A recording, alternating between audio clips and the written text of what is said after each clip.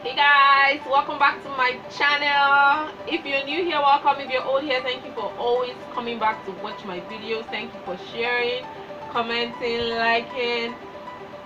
I see you all. Thank you so much. If you just see my face for the first time and you haven't subscribed to my channel, I would love you to click that cute red button that says subscribe to my channel so we can enjoy this ride together. So today's makeup tutorial is on this eyeshadow look. It's a makeup tutorial. I've seen a couple of YouTubers do this makeup tutorial here on YouTube. It's a one eyeshadow makeup challenge. So I used my Morphe 35O2 palette to create this look. So if you want to see how I create this look, please keep watching and don't go anywhere. This makeup tutorial with the LA Girl Pro Conceal in Porcelain. I'm going to be using this as an eyeshadow base. I'm going to be passing it gently on my middle finger just to blend it into my eyelid properly. Like a bird on a tree.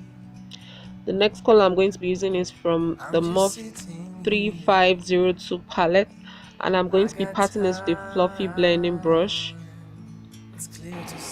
This brush is from Nigerian Beauty, so I'm going to be blending this along my crease line, slightly above my crease line as well.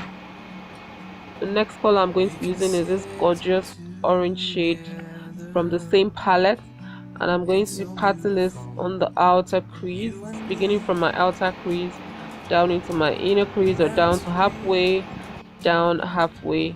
Then I'm going back in with this soft orange shade, and I'm just trying to blend everything all together with another fluffy blending brush. So I'm going to be using these two colors, this gold, two different shades of gold anyway.